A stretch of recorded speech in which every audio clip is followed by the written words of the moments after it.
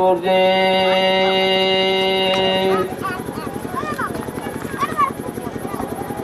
नैना तरसे दरस तू दिखा जा, मेरे स्वामी कहाँ हो तो आजा।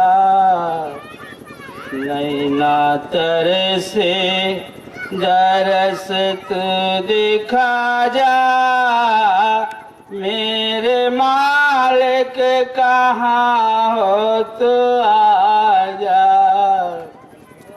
तेरे दर्शन को नैना है प्यासे, तेरे दर्शन को नैना है प्यासे, तेरी सूरत को हरदम तलाशे। प्यास नैनों की आके बुझा जा, मेरे स्वामी कहाँ हो तो आजा। नैना तरसे दरस तू दिखा जा, मेरे स्वामी कहाँ हो तो आजा। आज दर्शन हुआ तेरा सपना, ध्यान में भी न देते दर्शना। प्यास नैनों की आके बुझा जा, मेरे स्वामी कहाँ हो तो आजा। नैना तरसे दरस तू दिखा जा, मेरे मालिक कहाँ हो तो आजा।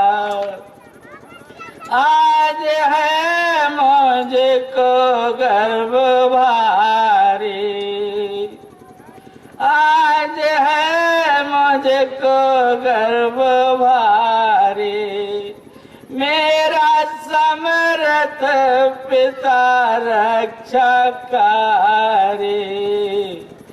पास में क्या जो आवे यमराजा, मेरे स्वामी कहाँ हो तो आजा।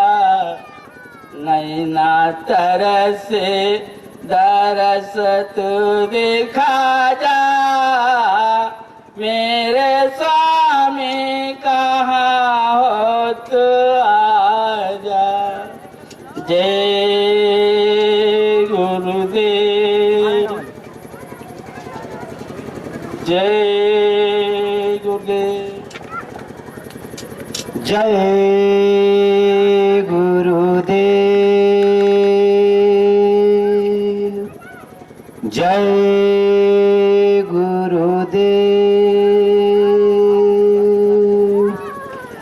मैं बालक तेरा प्रभु, जानू योग न ध्यान। गुरु कृपा मिलती रहे, दे दो यह वरदान।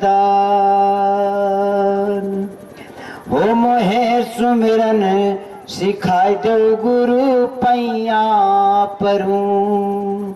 मोहे सुमिरन सिखाई दो गुरु पैया परूं। संत डगरिया दिखाई दो गुरु पैया परूं। पैया परूं स्वामी पैया परूं। पैया परूं गुरुजी पैया परूं। मोहे सुमिरन सिखाई दो गुरु पैया परूं। मुक्ति द्वार यह नर तन पाया। मुक्ति द्वार यह नर तन पाया। पर गुरु भक्ति का भेद न पाया, पर गुरु भक्ति का भेद न पाया। सच्ची भक्ति सिखाई दो गुरु पैया परूं, मोहे सुमिरन सिखाई दो गुरु पैया परूं। पैया परूं स्वामी पैया परूं, पैया परूं गुरु जी पैया परूं, मोहे सुमिरन सिखाई दो गुरु पैया परूं। पड़ा हूँ साधन के खटपट में, हाँ पड़ा हूँ साधन के खटपट में। आप कहो परमेश्वर घट में, आप कहत हो परमेश्वर घट में। मोहे दर्शन कराय दो गुरु पैया पड़ूं, हो मोहे दर्शन कराय दो गुरु पैया परूं। मोहे सुमिरन सिखाय दो गुरु पैया परूं। सतगुरु ब्रह्मा विष्णु महेश्वर, साक्षात सत गुरु परमेश्वर। सतगुरु ब्रह्मा विष्णु महेश्वर, साक्षात सत गुरु परमेश्वर। मोहे निश्चित कराय दो गुरु पैया परूं, मोहे सुमिरन सिखाय दो गुरु पैया परूं। पैया परूं स्वामी पैया परूं, पैया परूं गुरु जी पैया परूं, मोहे सुमिरन सिखाय दो गुरु पैया परूं। बिना कृपा कोई जान न पाया, बिना गुरु कृपा कोई जान न पाया। चाहे जितनी बुद्धि लगाया, चाहे जितनी बुद्धि लगाया। मोह का पर्दा, मोह का पर्दा हटाए दो गुरु पैया परूं। पैया परूं स्वामी पैया परूं, पैया परूं गुरु जी पैया परूं। मोहे सुमिरन सिखाय दो गुरु पैया परूं, मोहे सुमिरन सिखाय दो गुरु पैया परूं। जय गुरुदेव, जय गुरुदेव, जय गुरुदेव। पानी यही लेना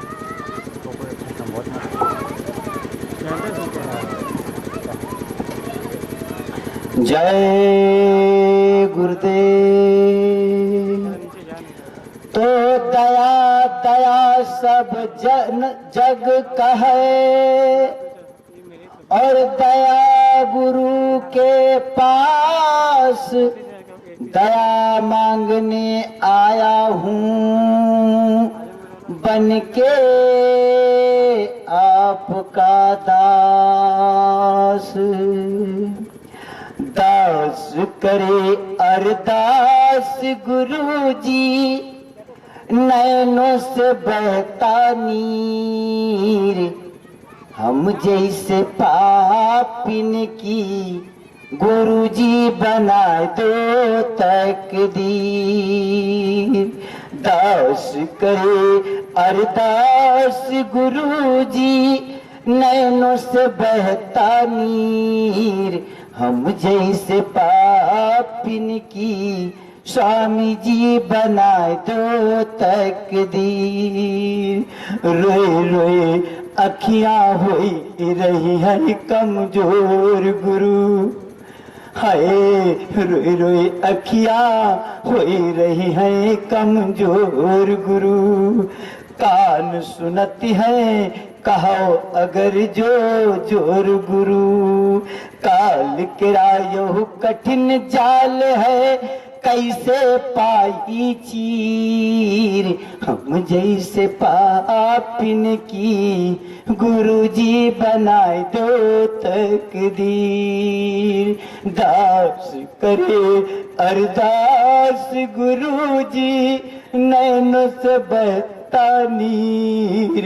हम जैसे पापिन की गुरु जी बनाए दो तकदीर।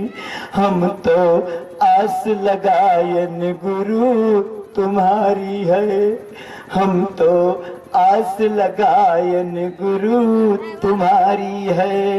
अब यूं घर परिवार की चिंता भारी है, अब यूं घर परिवार की चिंता भारी है। माया जाल में फंसा हूँ गुरुवर, माया जाल में फंसा हूँ गुरुवर। पाँव में पड़ी जंजीर, हम जैसे पापिन की गुरु जी बनाए दो तकदीर। दास करे अरदास गुरु जी, नैनों से बहता नीर। हम जैसे पापिन की स्वामी जी बनाए दो तकदीर। भटकती भूलती भरमती द्वार पे आया हूँ, स्वामी जी भटकती भूलती भरमती द्वार पे आया हूँ। इधर उधर गया ठगा कहीं न सुख पाया हूँ, इधर उधर गया ठगा कहीं न सुख पाया हूँ। चलती चलती मोर पाँव पिराने, चलती चलती मोर पाँव पिराने। उठाई कले जम पीर, हम जैसे पापिन की स्वामी जी बनाए दो तकदीर। दास करे अरदास गुरु जी, नैनों से बहता नीर। हम जैसे पापिन की गुरु जी बनाए दो तकदीर। जय गुरुदेव। बोलिए बोलिए, वो स्वागत गाना बोलेगा, आप बोलिए, आप बोलिए। नहीं, जय गुरुदेव। आप किशन स्वागत बोलेगा, आप प्रार्थना बोलिए ना, आप प्रार्थना बोलिए ना, किशन स्वागत। जय गुरुदेव, जय गुरुदेव, जय गुरुदेव। तो चांदनी क्या होती है, रोशनी क्या होती है। मांगना है तो मांग लो प्रेमियों, गुरु के दरबार में कमी नहीं होती है। अरे मैं तो खड़ा हूँ दुआरिया, खोली दो कि मरिया मन की खोली दो। हो मेरे सते गुरु समरिया, खोली दो कि मरिया मन की खोली दो।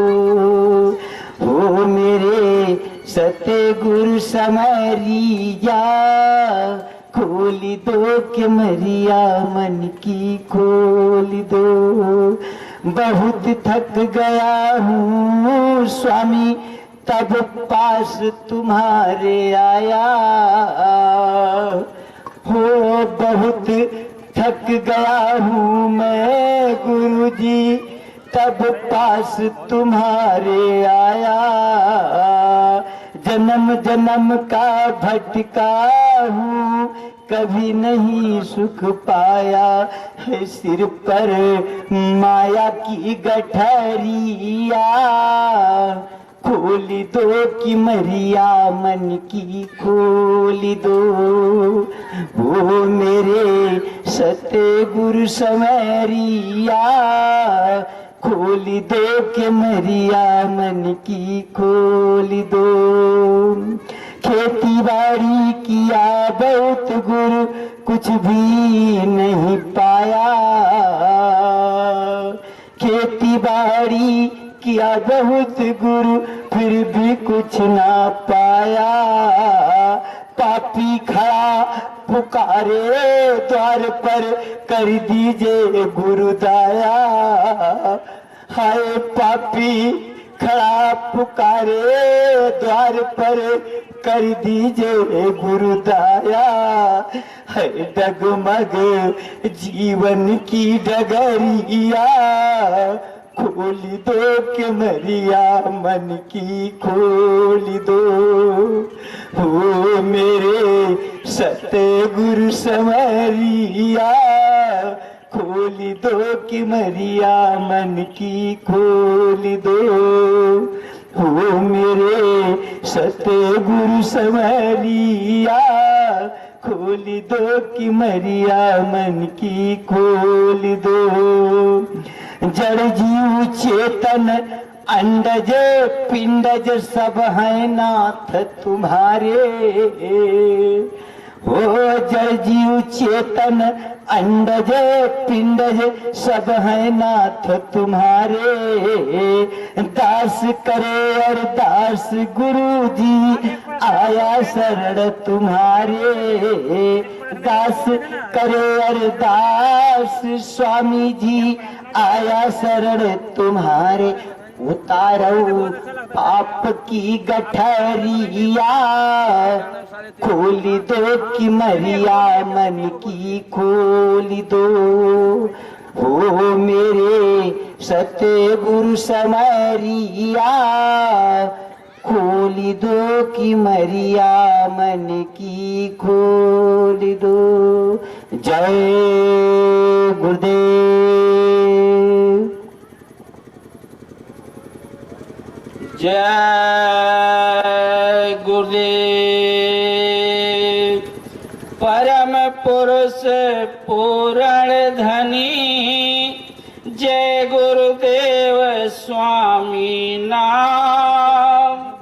तुम्हारे चरण कमल पर कोटि कोटि प्रणाम। गुरु का प्यार है प्यारा, गुरु का संसार है न्यारा। गुरु का प्यार है प्यारा, गुरु का संसार है न्यारा। गुरु के चरणों में सारे तीर्थ स्नान।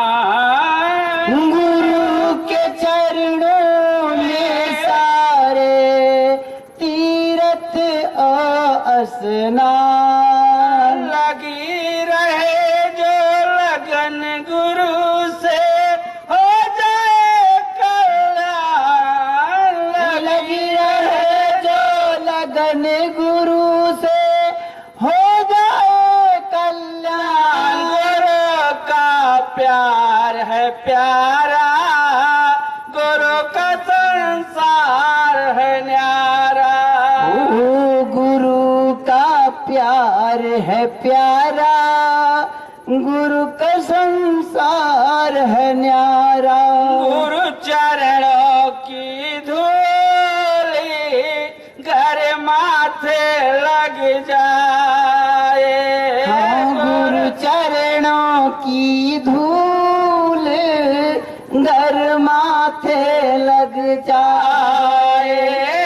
गुरु चरणों की धूल घर माथे लग जाए। हो गुरु चरणों की धूल घर माथे लग जाए। किस्मत रेखा बदले खुशियाँ सारी आए। किस्मत रेखा बदले खुशियाँ सारी आए। दुखी रहे ना वो नर जग में, दुखी रहे ना वो नर जग में, जो करे गुरु का ध्यान। दुखी रहे नर वो जग में, जो करे गुरु का ध्यान। गुरु का प्यार है प्यारा, गुरु का संसार है प्यारा। गुरु का प्यार है प्यारा, गुरु का संसार है न्यारा। गुरु के चरणों में सारे तीर्थ स्नान, लगी रहे जो लगन गुरु से हो जाए कल्याण। गुरु का प्यार है प्यारा, गुरु का संसार है न्यारा। गुरु का प्यार है प्यारा, गुरु का संसार है न्यारा। गुरु का प्यार है प्यारा, गुरु का संसार है न्यारा। गुरु कृपा से पांगो पर्वत पर चढ़ जाए। वो गुरु कृपा से पांडव पर्वत पर चढ़ जाए। अंधा दुनिया देखे, गूंगा राग सुनाए। हाँ, अंधा दुनिया देखे, गूंगा राग सुनाए। राई को पर्वत कर डाले, राई को पर्वत कर डाले, रंग करे धनवान। गुरु का प्यार है प्यारा, गुरु का संसार है न्यारा। गुरु का प्यार है प्यारा, गुरु का संसार है न्यारा। जय गुरुदेव, जय गुरुदेव, जय गुरुदेव, जय गुरुदेव। स्वागतम गुरुजी, सुस्वागतम स्वामी। स्वागतम गुरुजी, स्वागतम गुरुजी। स्वागतम गुरुजी, सुस्वागतम स्वामी। स्वागतम गुरुजी, सुस्वागतम गुरुजी। स्वागतम शरणागतम सुंदरवतम स्वामी। सुस्वागतम स्वामी, सुस्वागतम स्वामी। सुस्वागतम स्वामी, सुस्वागतम स्वामी जी। सत्यम शुभम और सुंदरम शाकाहारम स्वामी। सुस्वागतम गुरुजी, सुस्वागतम स्वामी। स्वागतम गुरुजी, सुस्वागतम स्वामी जी। तुम दयानिधम हम शरणागतम, सिर हाथ धरो स्वामी। सुस्वागतम स्वामी। जय गुरुदेव, जय गुरुदेव।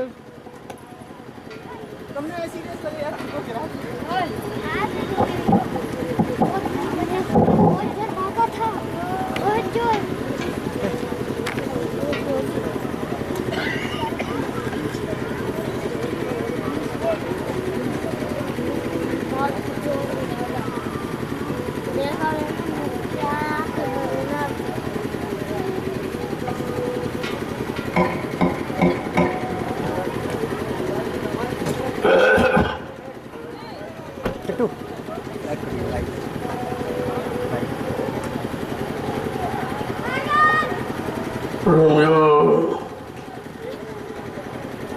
जब कोई काम करते हैं, चाहे संसार का हो, शरीर का हो, परिवार का, या खेती, दुकान, दफ्तर, व्यापार, सभी लोग अपने अपने मजहब धर्म के मुताबिक अपने अपने देवी देवता इष्ट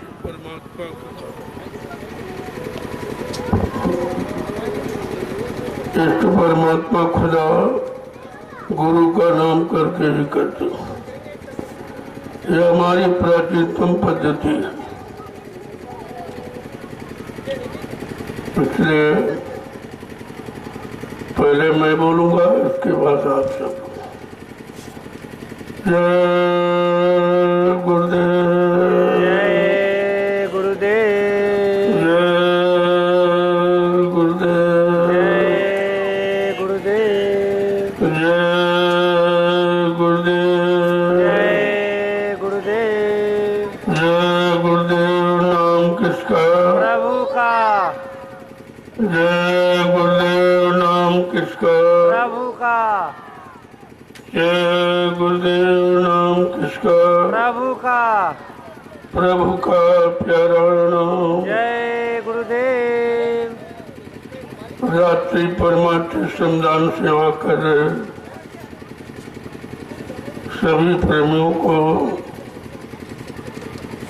ये जो शुभ समय मुहूर्त मिला है, ये किसी किसी को अपने जीवन में, पहली बात तो परमार्थ श्रमदान सेवा के बारे में कोई जानता ही नहीं।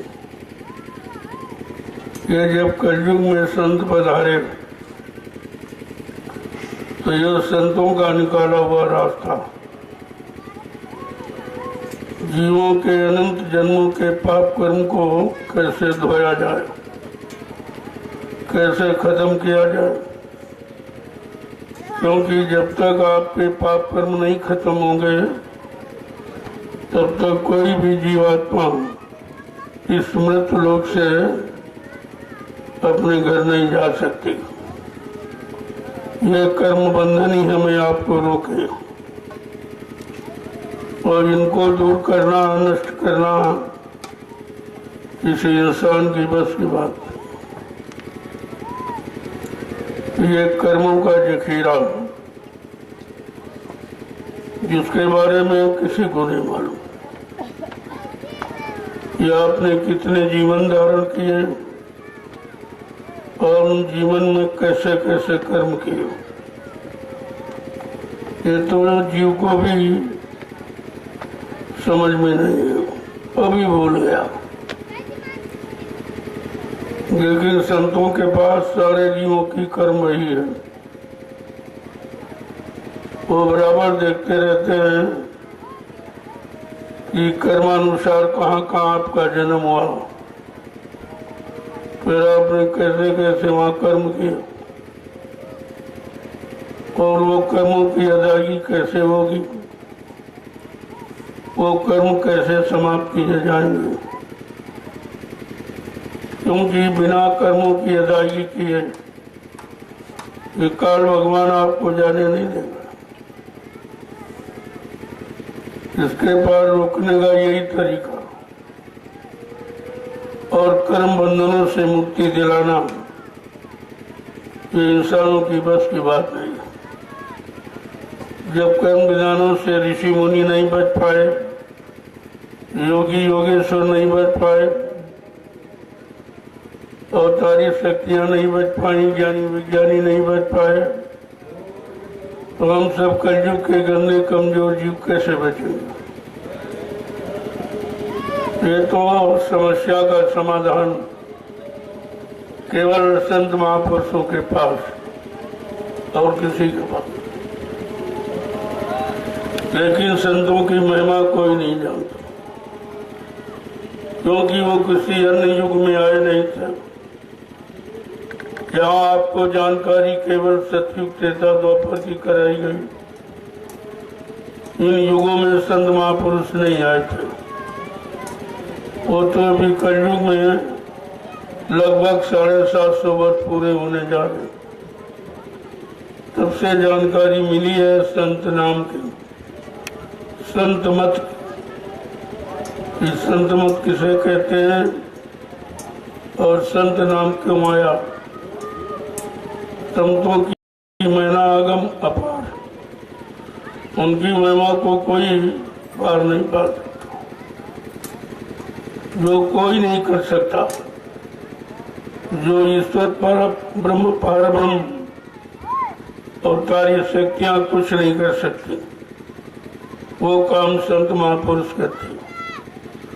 वो है जीवात्माओं का उद्धार, जीवात्माओं का कल्याण, जीवों को आवागमन से रहित करना, जन्म मरण से छुटकारा दिलाना, ये है संतों का।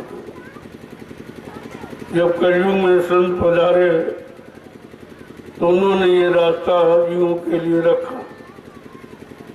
ये जीवात्माएं जो अनंत जन्मों से यहाँ पड़ी हैं, उनको घर जाने का मौका कब मिलेगा, कैसे मिलेगा, किसके द्वारा मिलेगा, ये जानकारी संतों ने दी। और इस बात को तुम्हें सोचना चाहिए। जब तक ये जानकारी नहीं मिलेगी और इस जानकारी को लोग नहीं समझेंगे तो ये छुटकारा मिलना बहुत मुश्किल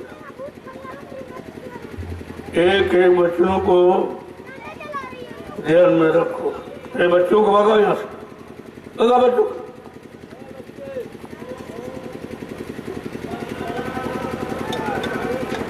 जब एक एक बच्चों को सुनोगे तब तुम्हारी समझ में कुछ आएगा, क्योंकि ये चर्चा आपने कानों से कभी सुनी नहीं, ये किताबों में लिखी नहीं गई। तुम्हें जो लिख के बताया गया वो पिछले युगों का इतिहास है। आप बैठे हो कलयुग में, तो कलयुग का तो इतिहास आपको बताया नहीं, क्योंकि कलयुग का इतिहास अभी लिखा नहीं गया। कोई ऐसी शक्ति नहीं आई जो कलयुग के इतिहास को लिख के रखती या कलयुग के इतिहास के बारे में बताती। तो पुराने युगों के इतिहास पढ़ाए जा रहे हैं, कोई सतयुग का, कोई त्रेता का, कोई द्वापर, और उससे आपका भला होने वाला है। क्योंकि जो समय वक्त घड़ी निकल जाती है वो कभी वापस नहीं आता। गुजरा हुआ जमाना आता नहीं दोबारा। जो वक्त निकल जाता है वो फिर आपके हाथ नहीं है। तो जब ये युग निकल गए, सतयुग, त्रेता, द्वापर, अब उनकी चर्चा दोहराने से तो आपको क्या मिला और क्या अभी तक मिला? उसी में आप श्रम समय पूंजी खर्च करते रहते हो, क्योंकि तुम्हें यह मालूम नहीं है कि कलयुग का इतिहास इन सब युगों से अलग है। वैसे तो कलयुग सबसे ज्यादा खराब, क्योंकि जितने पाप कलयुग में किसी अन्य युगों में नहीं। ये पाप में युग और सृष्टि है। इससे मुक्त होना, अलग होना, ये साधारण बात नहीं। जब तक संतों की दया नहीं होगी तब तक ये लाभ आपको नहीं मिलेगा। तुम पिछले युगों की कितनी किताबें पढ़ डालो, कितनी चर्चाएं कर डालो, कितना पूजा पाठ, तीर्थ व्रत, दान हवन, जप तप, गंगा स्नान कर डालो, लेकिन उसका कोई लाभ कलयुग में नहीं मिलेगा। कलयुग का लाभ, कलयुग के कर्म अलग है। जब तक कलयुग के कर्म बताने वाले, सिखाने वाले संत महापुरुष जिनको अधिकार है कलयुग, वो नहीं मिलेंगे, उनकी दया कृपा मेहरबानी नहीं मिलेगी और जीव उनके आदर्शों पर नहीं चलेगा, उनके आदेश हुकुम को नहीं मानेगा, उनके वचनों को अपने जीवन का आधार बनाकर नहीं निकालेगा तब तक कुछ नहीं होने वाला। तुम कितना जोर लगा लो, कुछ भी कर डालो, लेकिन आपको मिलने वाला कुछ। जो भी आपने किया कर रहे हो उसका कोई लाभ आपको ना है और न होगा, क्योंकि लाभ देने वाली शक्तियां चली गई। ये नहीं कहा जा रहा वो नहीं थी, ये नहीं कहा जा रहा कि राम नहीं थे, कृष्ण नहीं थे, हनुमान नहीं थे, तो सब है, लेकिन वो थे, है नहीं। तुमको चाहिए है मौजूद, तुम्हारे लिए मौजूदा लाभ देने वाली शक्ति चाहिए, और मौजूदा में तुमको कोई मिला नहीं, और फिर भी तुम लगे पड़े हो, दिन रात चर्चा उन्हीं की करते हो। चर्चा का कितना खर्चा करते हो, श्रम समय पूंजी खर्च करते हो, और मिला आपको कुछ नहीं, क्योंकि देने वाली शक्ति जब तक नहीं मिलेगी तब तक कुछ नहीं। कलयुग में देने वाली शक्ति कौन है? जहाँ पर कृपा भई सतगुरु की, वो ही हुए निहाल, और बाकी फंसे काल के जाल। जिन पर सतगुरु की अपार दया कृपा मेहरबानी हो गई, वो तो जीव बेचारे बच जाते हैं, और बाकी है काल सृष्टि में काल के नियम कानून को मानने वाले, काल की चर्चा करने वाले, ये कभी बच नहीं पाए। जब तुम्हारा भगवान नहीं बच पाया तो तुम कहाँ से बच पाओ? अब तुम्हें तो मालूम कुछ है नहीं, ये विधान, ये रास्ता कैसा है, किसके पास है, किसके द्वारा मिलता है, किसके द्वारा मिलेगा।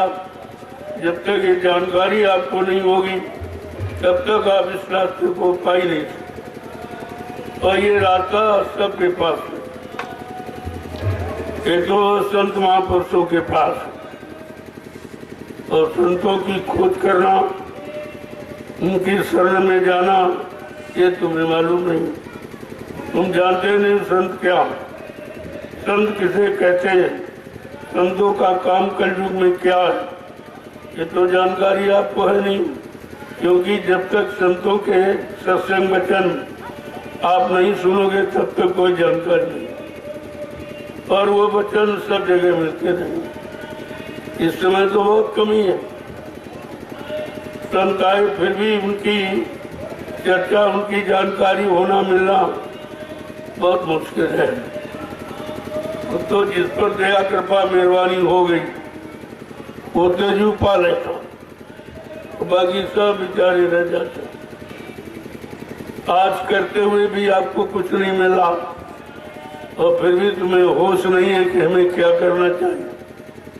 अरे संसार में, भौतिक जगत में कोई कार्य करते हो तो इसी इच्छा से करते हो कि हमें कुछ मिले, हमें कुछ लाभ मिले, हमें देने वाला हमारे सामने आए, उसके हाथों से हमें कुछ मिले, उसकी वाणी से कुछ जवाब मिले कि तुमने अच्छा किया कि खराब किया है। तो ये तो जब तक ये नहीं होगा तब तक तुम्हें देगा तो, और वो कोई मिलने वाले हैं नहीं, क्योंकि वो चले गए। जिनको गए लाखों वर्ष हो, उनकी तुम पुकार गुहार लगाते हो। अरे जो कल चला गया शरीर से वो आज नहीं आएगा, तो जिनको लाखों वर्ष चले गए वो तुम्हारे चिल्लाने से क्या हो, वो आ जाएंगे, क्या वो मिल जाएंगे, क्या उनकी दया मिल जाएगी, क्या उनसे कोई लाभ मिल जाएगा। इसलिए गुरु को ही खोज करो भाई। सर्वप्रथम आपको करना क्या है, गुरु को ही खोज करो भाई, बिन गुरु राह कोई नहीं पाए। ऐसे सच्चे सदगुरु की खोज करो जिसने अपनी जीवात्मा को जगा लिया हो, परमात्मा से मिला लिया हो। जब वो मिल जाएंगे, उनकी दया कृपा हो जाएगी, उनके आदेश हुकुम का पालन करोगे, उन पर, उनके वचनों पर विश्वास करोगे, तो ये काम आपका हो सकता। अन्यथा ये बहुत मुश्किल है जो कर्म आपने कर डाले उसकी कोई यहाँ क्षमा नहीं दे सकता। जब उन्हीं को क्षमा नहीं मिली तुम्हारे भगवान को, तो तुम्हें कहां से क्षमा मिल जाए। भगवान कृष्ण नदी किनारे बैठे, उनके पैर में काला निशान था। बहेलिया ने दूर से देखा, ये तो हिरने की आंख सी चमक रही। आंख समझकर बहेलिया ने निशाना लगा दिया, बाण छोड़ा तो कृष्ण का पैर छली हो, बड़ी जोर से कृष्ण चिल्ला पड़े। बहेलिया ने समझा शिकार हो गया, तो दौड़ के आया, देखा कि भगवान कृष्ण रो रहे। उसने हाथ जोड़ के प्रार्थना की कि महाराज ये अपराध धोखे में हो गया, क्षमा कर दीजिए, अपराध धोखे में। कृष्ण भगवान ने कहा रे भाई कोई अपराध नहीं, रामावतार में तुम बाली थे, मैंने पेड़ के आड़ से धोखा देके तुम्हें बाण से मारा था। आज वो धोखा देने वाला कर्म जो अपराध बन गया, वो हमारी आपकी उस कर्म की अदायगी।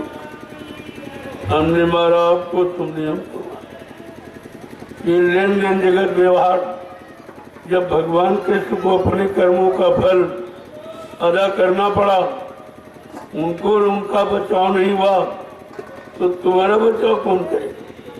जिनका नाम पुकारते हो, जिनको बुलाते हो, पहले उनका इतिहास पढ़िए कि उनको उनके कर्म की सजा माफ हुई कि नहीं हुई, उनको उसका परिणाम भोगना पड़ा कि नहीं भोगना पड़ा।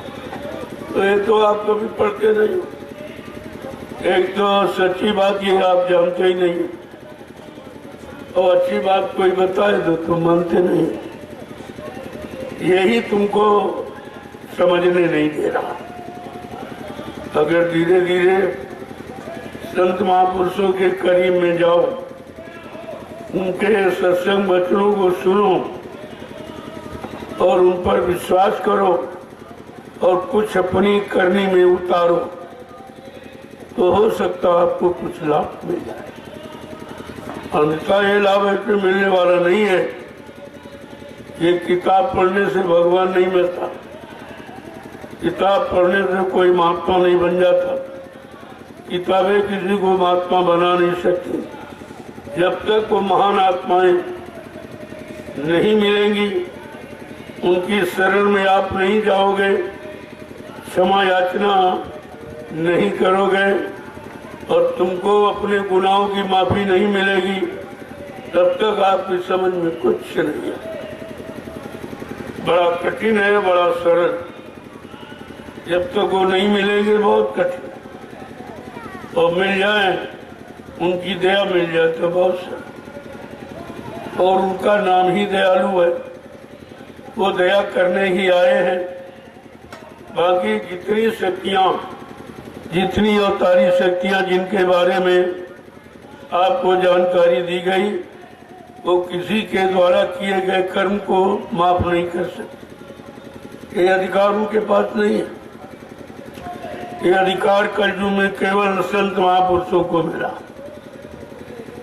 संत लेख परंत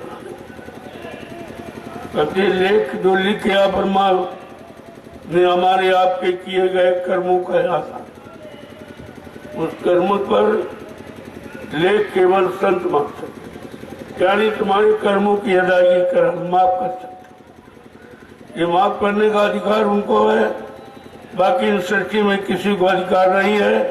इसलिए जितनी शक्तियां आई सबने दंड दिया, अपराध को माफ नहीं किया। भगवान राम ने तो रामचरितमानस में गोस्वामी जी महाराज ने स्पष्ट करके कहा है कि कर्म प्रधान विश्व रच रखा, जो जस करी सो तस फल चखा। क्या कह रहे भगवान, मैंने कर्मों के आधार पर विश्व की रचना की। जो जैसा कर्म करेगा मैं उसको वैसा फल दूंगा। ना मैं माफ कर सकता हूँ, ना खत्म कर सकता हूँ, ना अदला बदली कर सकता। काले अधिकार मेरे पास नहीं है। गोस्वामी जी महाराज ने और भी कुछ लिख के कहा है, काल नेम में तिनकर बढ़ाता, शुभ अशुभ कर्म फल दाता। काल के नियमों में बंधे जीव, मैं तुम हमारे भाई हो, लेकिन है भाइयों मैं तुम्हारे द्वारा किए गए पाप कर्मों को माफ नहीं कर सकता। ये अधिकार मेरे पास नहीं।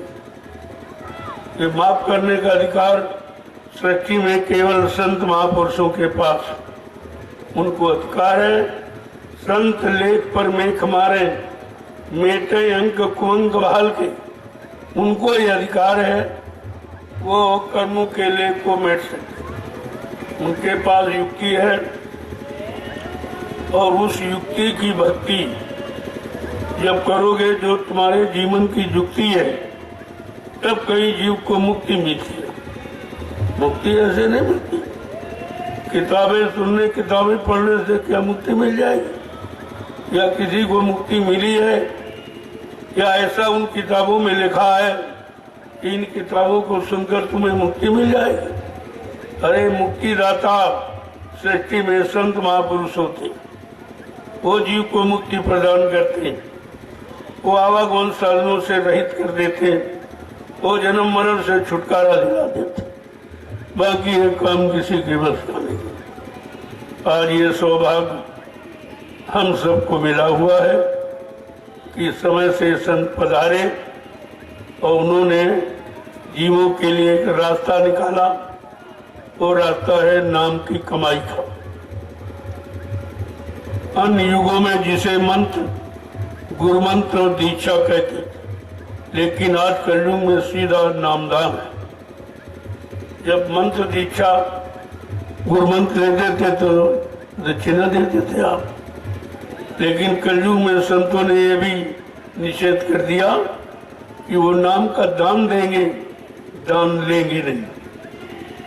वो दान देंगे, लेंगे नहीं। आप बिल्कुल अलग तरीका एकदम, और इतना सरल और सहज है कि हर जीव कर सकता है। लेकिन बिना विश्वास के कुछ, बिन विश्वास न कोनो सिद्धि, बिना विश्वास के कोई काम सिद्ध नहीं हो सकता। अब आज आपका विश्वास चला गया।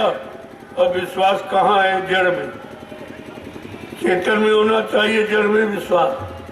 जड़ माने पत्थर, कागज, कैलेंडर, जो तुम्हारा काम न कर सके, तुम्हें कोई आशीर्वाद न दे सके, तुम्हारे कोई कर्मों की क्षमा न कर सके, वो जड़। और चेतन वो है जो तुम्हारे किए गए कर्मों की माफी करे, वो चेतन है। आज तक तुम यही निर्णय नहीं ले पाए हो कि तुम्हें चेतन भगवान चाहिए कि जड़ भगवान चाहिए। चेतन भगवान का काम क्या और जड़ भगवान का काम? जड़ माने पत्थर। आज तुम पत्थर को भगवान मानते, आज तुम जड़ को भगवान मान रहे हो। चेतन माने काम करने वाला और जड़ माने निष्क्रिय, मुर्दा, जो कोई काम न कर सके, वो जड़। आज जड़ की पूजा और जड़ में विश्वास और जड़ में मान्यता, जड़ का सम्मान तुम्हें सिखाया गया है और वहीं तक तुम सीमित हो। इसके आगे जाने का न तुम्हें मालूम है, न तुम प्रयास ही करते। एक तो आपको लेना नहीं आता। अगर संत महापुरुष दया करके दे दे तो तुम रखना नहीं जानते हो, क्योंकि यह चीज बड़ी अमूलक है। नाम अमूलक धन है जिसका कोई मूल्य नहीं है। और कौन सा नाम? जो समय से जगाया जाए। गोस्वामी जी महाराज ने इसीलिए वक्त के नाम की जानकारी दी कि जीव बेचारा कहीं जड़ता में न फंस जाए। तो उन्होंने लिखा, कोटि नाम संसार में पासे मुक्ति न होए, आदि नाम जो गुप्त जप।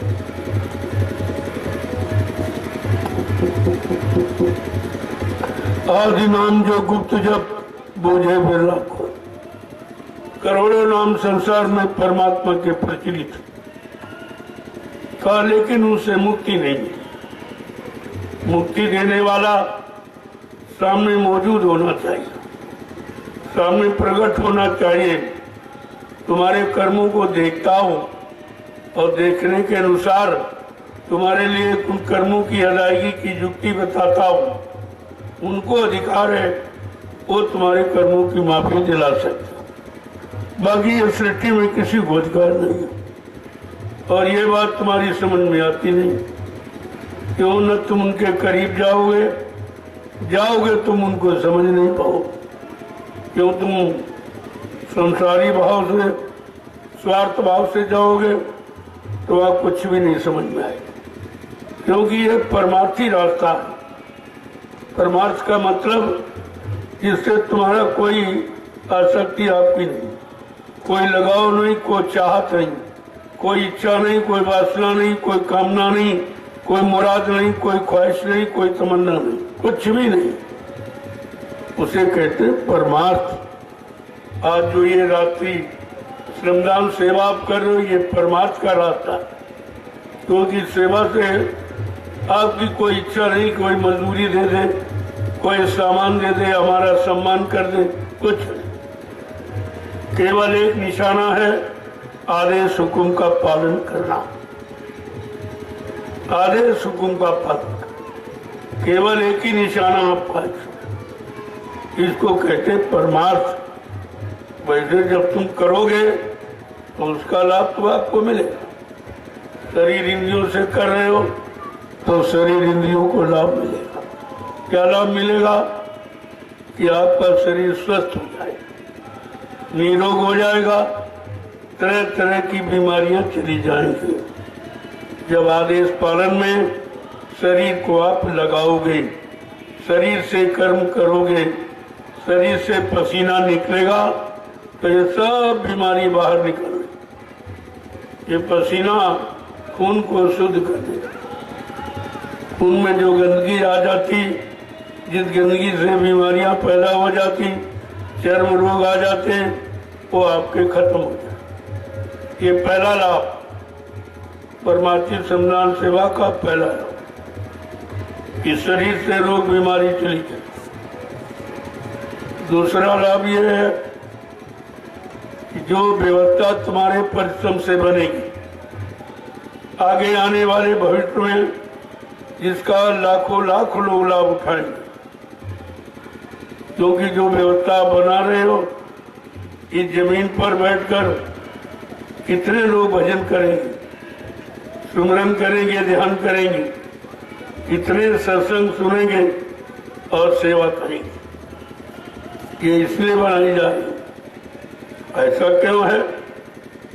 ये भूमि 88,000 ऋषियों की तपोभूमि है। इस नैमिषारण्य में 88,000 ऋषियों ने मिलकर तपस्या की, इसलिए इसको तपोभूमि कहा जा रहा। लेकिन तपस्या लाभ उनको नहीं मिला जो करके चले गए। उन्होंने भूमि को पवित्र बना के छोड़ दिया। जब संत गोस्वामी जी महाराज आए, उन्होंने इस भूमि का सर्वे किया, इस भूमि के बारे में जानकारी की। कार्य तो बहुत पवित्र भूमि है, तो रामचरितमानस के उत्तरकांड में लिख दिया, ऐ नैमिषारण्य की पवित्र भूमि पर रहने वालों, पहले इसकी महिमा सुनो। इस भूमि की महिमा क्या है? तीर्थवर नैमिष विख्याता, अति पुनीत साधक सुखदाता। ये नैमिषारण्य तीर्थों का राजा महातीर्थ है, इतना पावन पुनीत है। इस पर, इस भूमि पर जब किसी संत के साधक आएंगे और नाम की साधना करेंगे, उनको इस भूमि का लाभ मिलेगा। कोई उजारी पुजारी, कोई शारीरिक क्रियाएं सुनाने करने वाले, उसको नहीं। साफ शब्दों में गोस्वामी महाराज ने लिख दिया, रामचरितमानस के उत्तरकांड को पढ़िए तो आपको जानकारी मिल जाएगी इस नैमिषारण्य की महिमा क्या। ये लाभ किसको मिलेगा? गाने बजाने वालों को, पंडा पुजारियों को, यज्ञ वगैरह करने वालों को? तो उन्होंने लिखा नहीं, ये पावन पवित्र भूमि ऋषियों मुनियों की तपोभूमि है।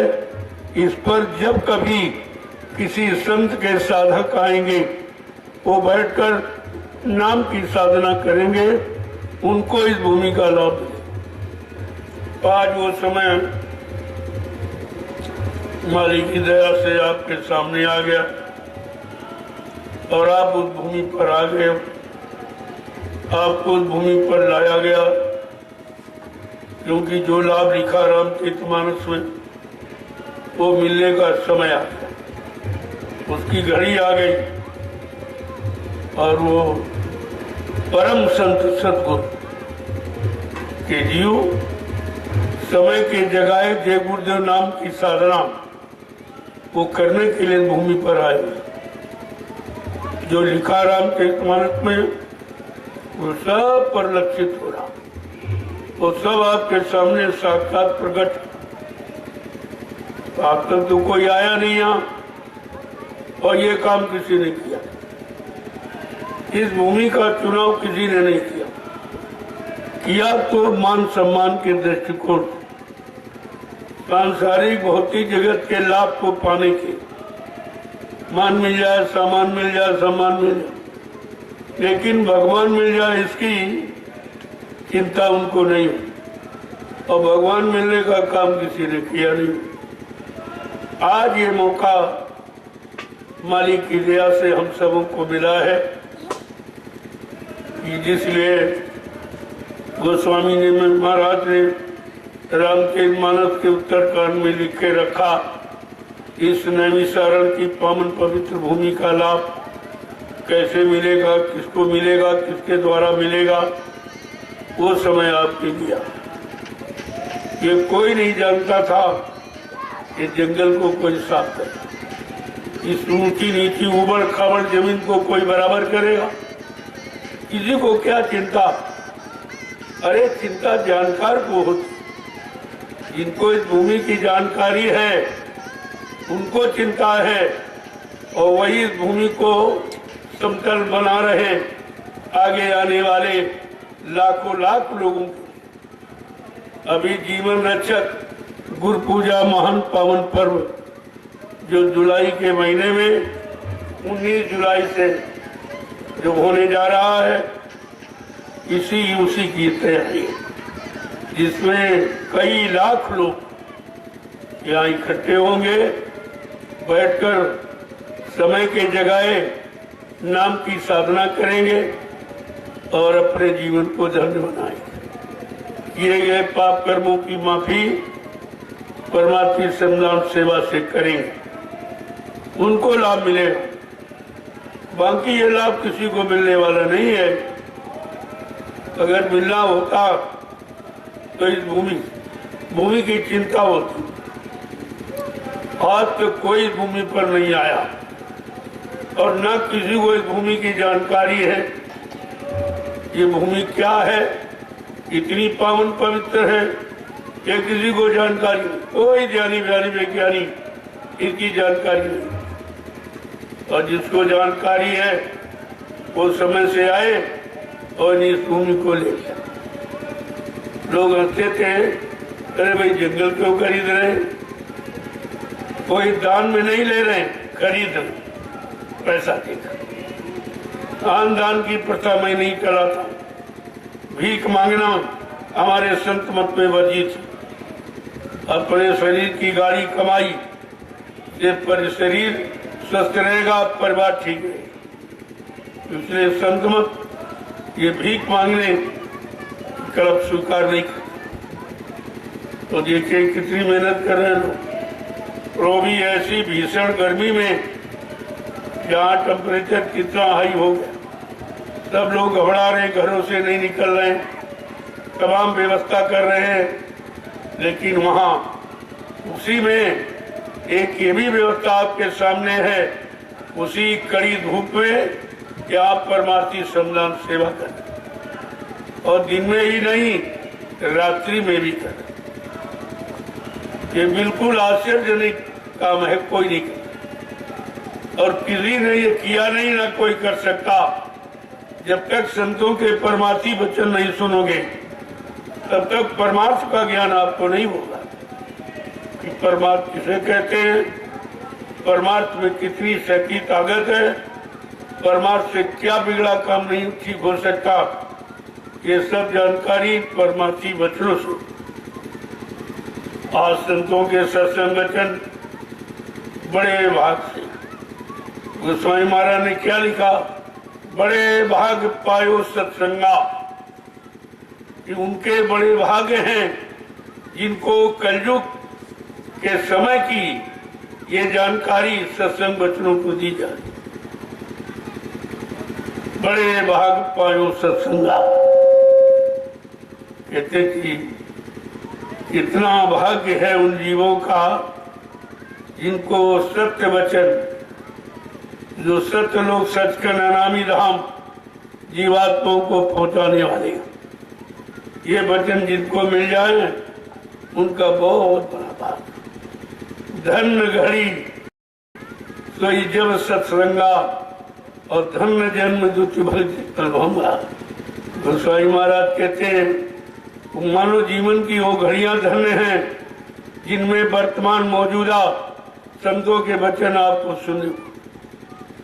गोस्वामी जी महाराज रामचरितमानस सत्संग के लिए कहती है और तुम यहाँ कथा वार्ता में जुटे पड़े हो, तुम संतों की बात भी नहीं मानते हो, रामचरितमानस की भी बात नहीं मानते हो, तो तुम्हें मिलेगा क्या?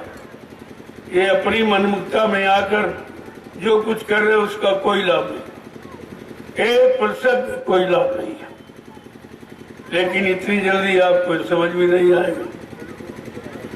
ये तो जिस पर दया भई सतगुरु की वो ही हुए निहाल, और बाकी फंसे काल के जाल। जिन पर वक्ते मुर्शिद समय के सदगुरु की महान दया कृपा हो गई, उनको ये घड़ी मिलती है परमार्थ कमाने की। नहीं तो सब धर्मार्थ स्वार्थ लोग लालच में जुटे पड़े हो, तुमको परमार्थ मालूम ही नहीं है कि परमार्थ किसे कहते। परमार्थ में कोई खर्चा नहीं है, परमार्थ देता है लेता नहीं है, और बाकी जो भी आप काम कर रहे हो सब लेने वाले, सब लेने वाले, क्या इच्छा रखने वाले, स्वार्थ लोभ लालच की भावना, मान सम्मान अधिकार पाने की भावना रहती है। लेकिन संत मत प्योर परमार्थ की बात करता है, और जब तक आप इसको नहीं सुनोगे तो आपको कुछ नहीं मिलेगा। ये मनोरंजन का विषय कलयुग में नहीं है। मन का रंजन, मन को भगाना, मन की खुराक पूरी करना, मन को विषय भोगों में और जुटाना लगाना, ये तुम्हारा काम है, यही तुम कर रहे हो। अरे तुमको मन से बैराग लेना, तुम मन से राग अलाप रहे हो, राग में फंस रहे हो, और चाहिए शुद्ध वैराग। जब तक मन को शुद्ध वैराग नहीं मिलेगा, मन विषय भोगों से अलग नहीं होगा, तब तक ये मन संसारिक कार्यों को से अलग नहीं हो पाए। ये बहुत मुश्किल है। ऋषि मुनि जंगलों में तपस्या करके भी मन पर विजय प्राप्त नहीं कर पाए, योगी योग साधना लगाकर मन पर विजय प्राप्त नहीं कर पाए, अवतारी शक्तियां मार काट खून खराबा करके बहादुरी दिखा करके मन पर कंट्रोल नियंत्रण नहीं कर पाए। ज्ञानी ज्ञान करके किताबों का अक्षरों का, लेकिन मन पर कंट्रोल नहीं कर पाए। आज कितना अहम विषय है कि मन को कंट्रोल नियंत्रण में रखना, ये है साधना। केवल कलयुग में नाम की कमाई, और वो भी नाम जो समय का जगाया गया। इसीलिए गोस्वामी महाराज को रामचरितमानस में ये कहना पड़ा तो एक राम दशरथ का बेटा, एक राम घट घट में लेटा, एक राम का सकल पसारा, लेकिन एक राम इन सब से न्यारा। उसकी बात संत मत करता, जो सबसे न्यारा है और सबसे अलग है, सारी शक्तियों को भेजने वाला, उनसे काम लेने वाला। आज इसी की तो चर्चा की जाए। ये तो लोगों की समझे में नहीं आ रहा। पहले बात तुम जानते ही नहीं हो, और कोई बताने वाला भी नहीं। जिसने किया होगा, करके कुछ पाया होगा, वो आपको पाने की बात करेगा, और जिसने किताबों में पढ़ा है वो पढ़ने की बात करेगा, जिसने सुना और सुनाया वो सुनाने की बात करेगा, लेकिन जिसने करके पाया है वो पाने की बात करेगा। अब आपको क्या चाहिए? सुनना चाहिए, सुनाना चाहिए, गाना बजाना चाहिए कि परमात्मा की प्राप्ति चाहिए। अभी तक निर्णय नहीं ले पाए हो अपने शैतान मन से, तुमने निर्णय नहीं ले पाए हो कि हमें करना क्या है, ये मानव शरीर किस काम के लिए मिला है, और वो काम हमसे कौन लेगा, वो काम कहाँ कराया जाएगा, और उस नाम के करने का लाभ हमें कौन देगा। ये सब जानकारी समय का सत्संग कराए, समय का सदगुरु कराए, लेकिन हम बेचारों कुछ पता ही नहीं। उनको जो सुनाया गया, बताया गया, उसके अलावा कुछ जानते नहीं। किसी ने दिखाया नहीं, सुना दिया है गा बजा के, किताब पढ़ के, लेकिन न उनको मिला न सुनने वालों को। दोनों बेचारे रह गए खाली खाली। गोस्वामी महाराज ने इसीलिए कहा कि अंधा गुरु बहरा चेला होए नरक में ठेली ठेला। अंधा गुरु का मतलब जिस गुरु की दिव्य आंख ज्ञान चक्षु शिव नेत्र छड़ाई, तीसरा नेत्र नहीं खोला, तो वो दूसरों का क्या खोलेगा, दूसरों को क्या अनुभव कराएगा, और उसका क्या लाभ लोगों को दिलाएगा। तो कहला ऐसे गुरु अंधे हैं जिनकी आत्मा की दिमाग नहीं खुली, और चेले बहरे हैं कि गुरु ने दिव्य कानून का नहीं खोल पाया, उसके बारे में जानकारी नहीं दे पाया। ये दोनों बेचारे रह जाते, दोनों कोई लाभ नहीं मिला। और इस समय इसी की बहुतायत, जो करना चाहिए उसकी तो जानकारी को नहीं, जो नहीं करना चाहिए, जिससे कोई लाभ मिलने वाला नहीं है, वही काम में सब जुटे पड़े। और ऐसे अंधे जीव, स्वार्थी जीव, काल के जीवों की को सच्ची अच्छी बात समझ में भी नहीं आती, लेकिन उनके अनुसार यहाँ कुछ थोड़ी होगा। वो तो संत महापुरुष अपना काम करेंगे और करके दिखाएंगे, लेकिन आने वाले और लेने वाले, उसके अनुसार कर्म करने वाले तो कुछ पा जाएंगे, और बाकी खाली के खाली रह जाए, कुछ नहीं मिलेगा। इसलिए कलयुग में संतों की महिमा, कलयुग में और किसी की नहीं। भगवान मर्यादा पुरुषोत्तम राम ने खुद कहा, अरे तुम उनकी भी बात नहीं मानते भगवान की।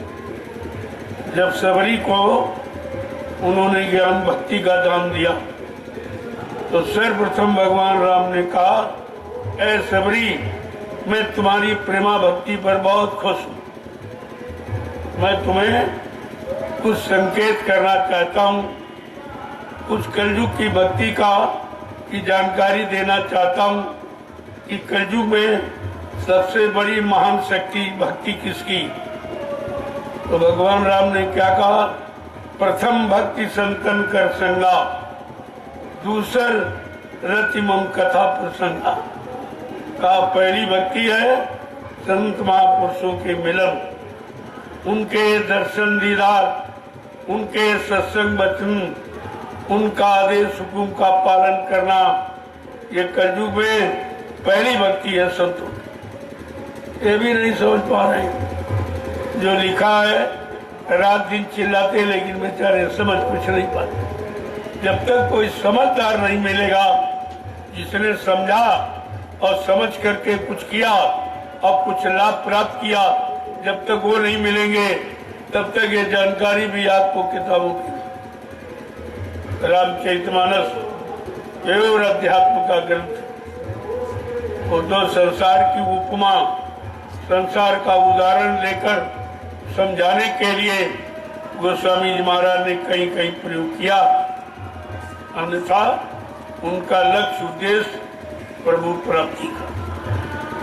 साफ साफ उत्तरकांड को आप पढ़ लीजिए, तुम्हारे सारे प्रश्नों का उत्तर मिल जाएगा, तुम्हारे मानव जीवन की सारी समस्याओं का समाधान हो जाएगा।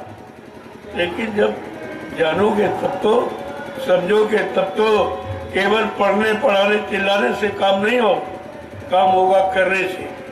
और करना कोई सिखाएगा नहीं, क्योंकि किसी ने किया नहीं। सब किताबें पढ़ के तुम्हें सुना रहे, जिसमें उनका कोई अनुभव नहीं है।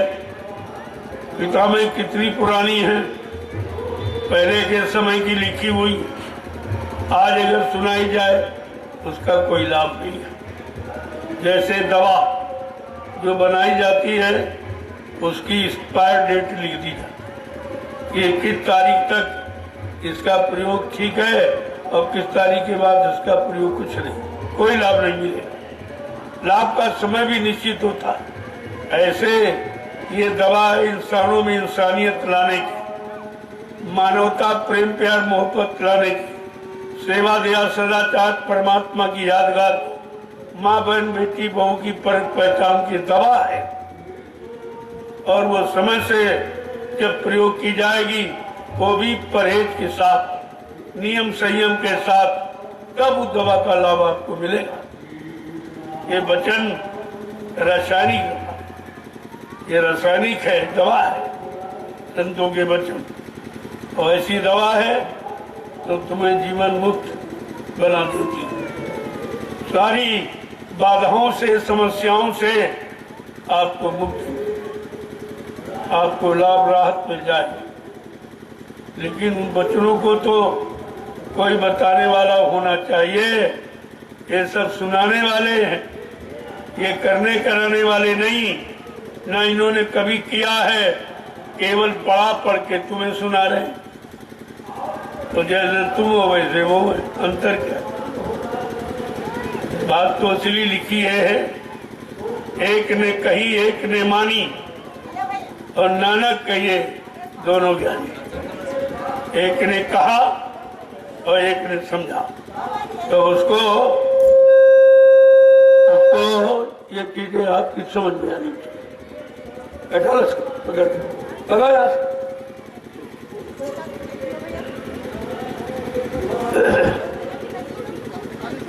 जब तक किसी चीज को नहीं समझोगे, ये कुछ होने वाला नहीं है।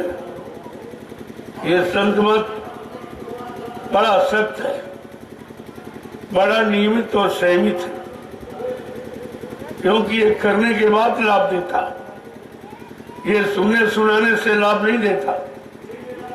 और इसलिए करने की बात कही जा रही। पहले सुनो और समझो, सोचो और विचारो और करनी में उतारो, तब तो आपको लाभ मिल सकता। अन्यथा इन वचनों से भी ऐसे कोई लाभ नहीं मिले।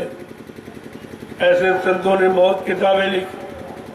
किताबें पढ़कर आप संत श्रेणी पर नहीं पहुंच सकते हो और लाभ को प्राप्त नहीं करते। आपको भी करना पड़ेगा, आपको अपने जीवन में उतारना पड़ेगा, तब आपको लाभ मिलेगा। ऐसे लाभ मिलने वाला नहीं है। इसलिए एक एक वचन को बैठकर पहले सुनो, ये वचन क्यों फरमाए जा रहे हैं, इन वचनों को की जीवन में क्या आवश्यकता, और कलयुग के जीवों को सुधारने की कौन सी दवा है। क्योंकि आप अगर कर्मों से खराब हो गए, इसकी कोई दवा नहीं बनी। केवल एक ही दवा है, सत्संग जड़ी, सत्संग वचन एक जड़ी बूटी, वो आपको आपका सुधार कर सकते। क्योंकि इतिहास बता रहा है, बड़े बड़े बिगड़े जालिम, जिनको किसी ने लिया नहीं, सुधारा, और सत्संग ने उनको सुधार दिया। सत्संग ऐसी जड़ी बूटी, लेकिन कम से कम सुनो तो। जब सुनोगे तब आपको कुछ लाभ मिलेगा, जब तक सुनोगे नहीं कोई लाभ।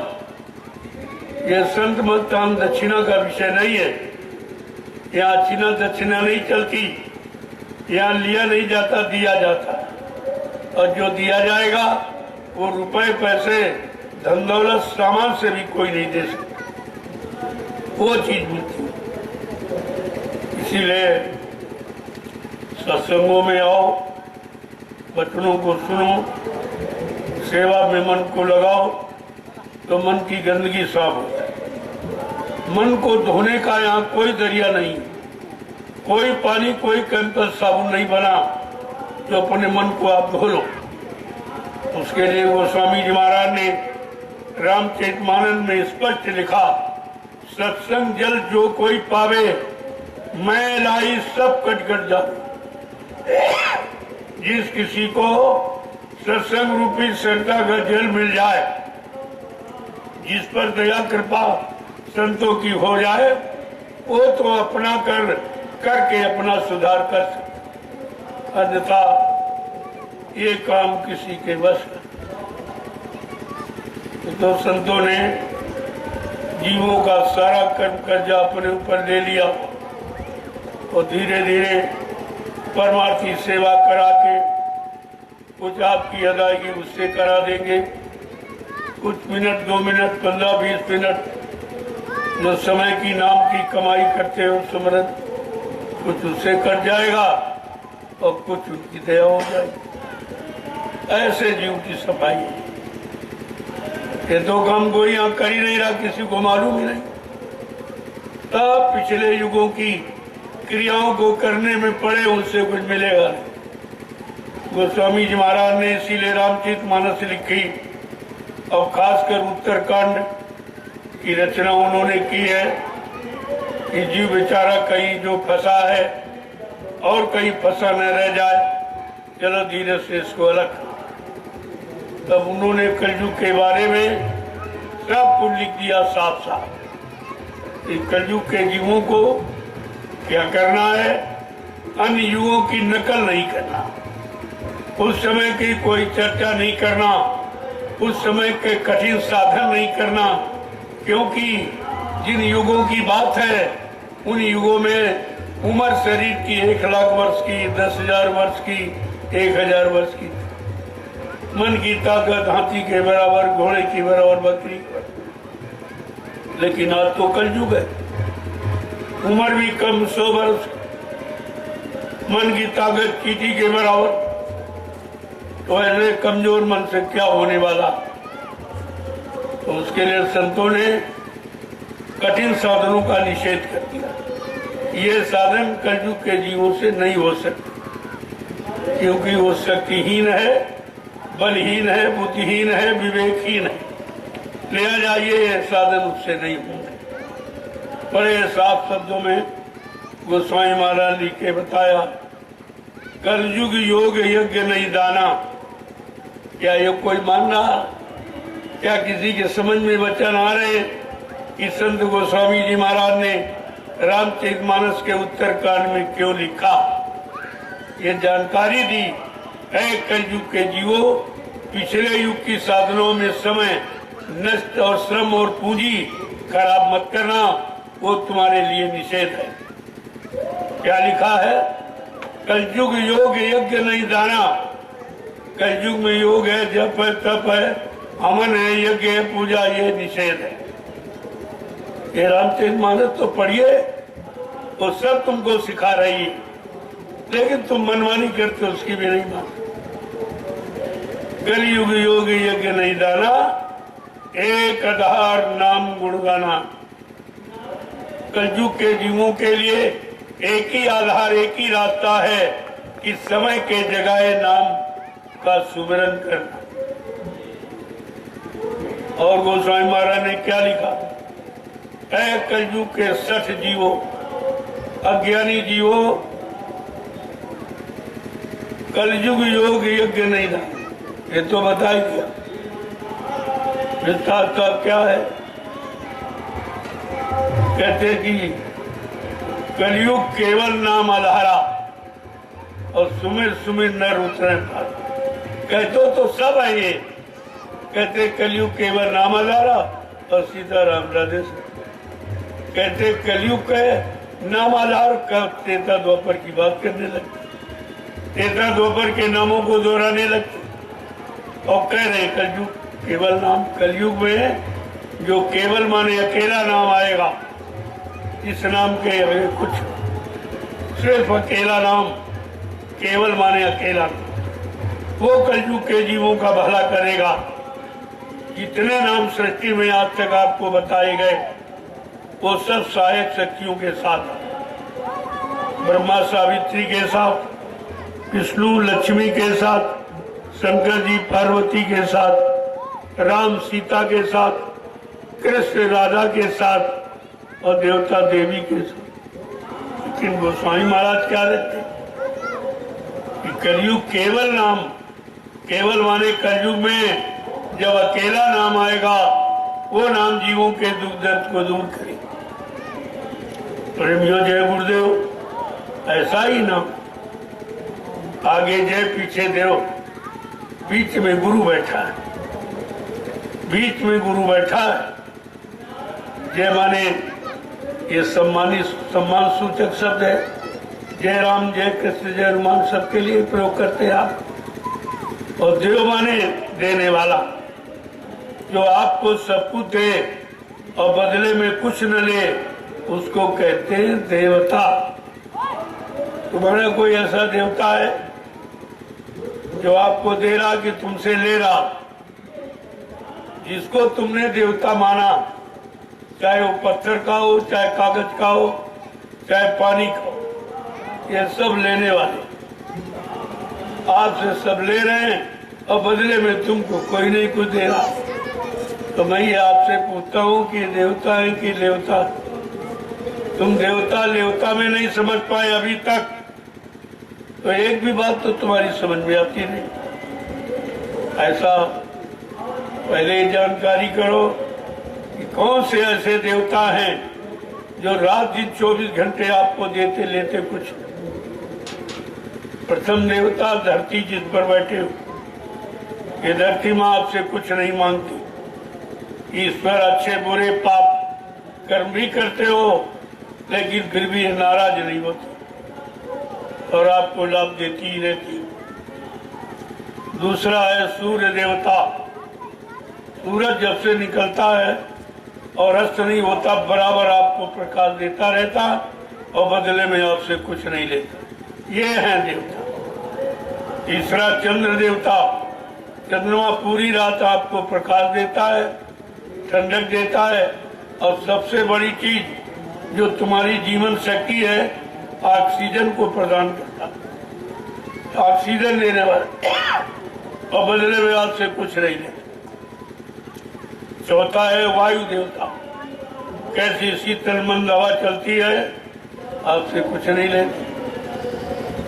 और पांचवा है जल देवता। मूसलाधार बारिश होती है, एक पैसा आपसे नहीं।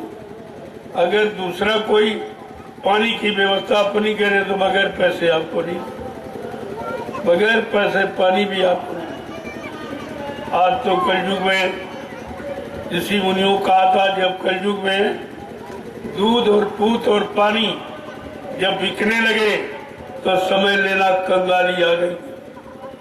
आज ये तीनों बिक रहे, दूध भी बिक रहा, पूत भी बिक रहा, दहेज प्रथा, ये पुत्र बेचने की प्रथा, और पानी भी बिक रहा, आप देख ही रहे।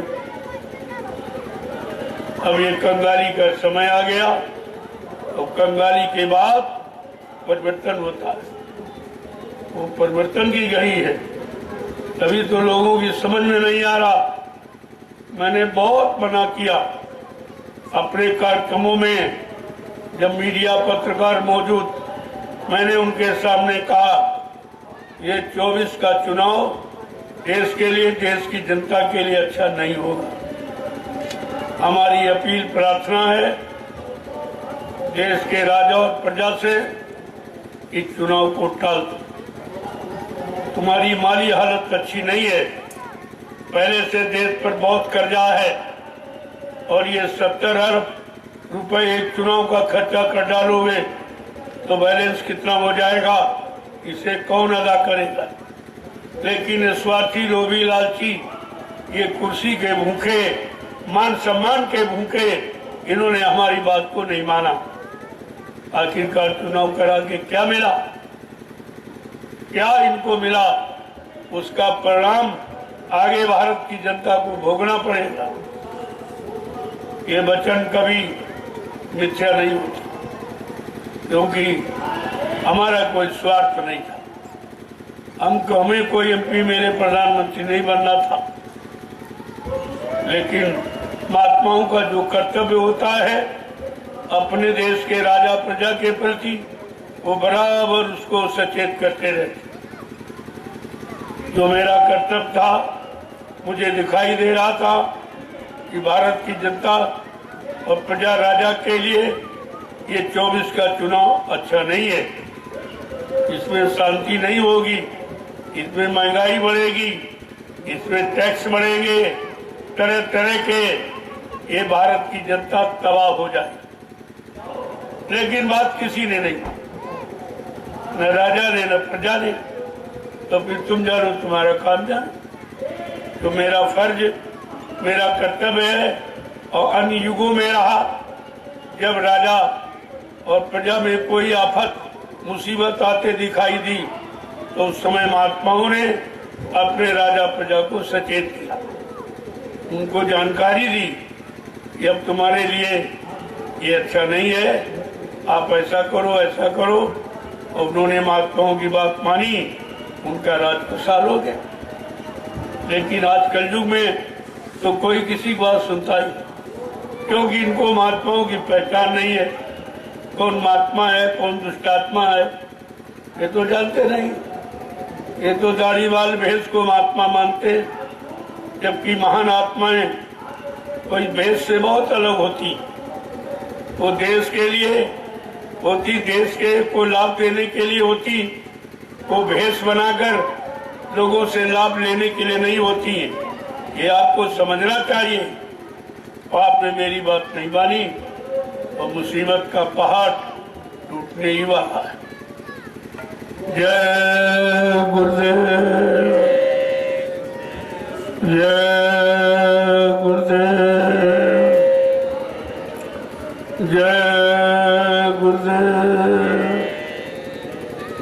जय गुरुदेव नाम किसका,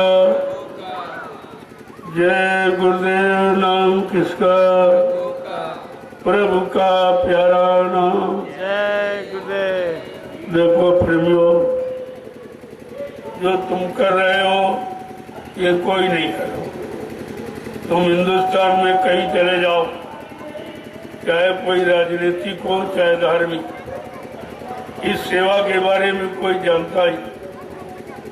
जब वो सेवा का पाठ खुद नहीं पढ़े हैं, सेवा का मतलब स्वार्थ, लोभ, लालच, मान सम्मान, अधिकार पाने को समझ रहे हैं, तो वो तुम्हें कैसी शिक्षा दें, तुमको इसका लाभ कैसे देंगे।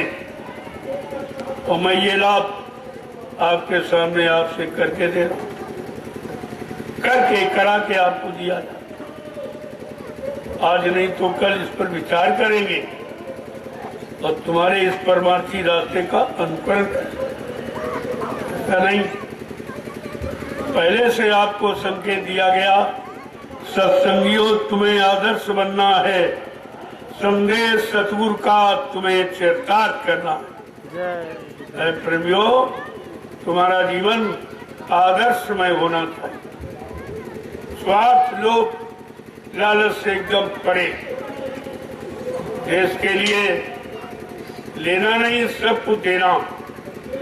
देश के लिए कुर्बान हो जाना, देश को लूटने के लिए कुर्बान नहीं हो जाना, बड़ा अंतर है इसमें।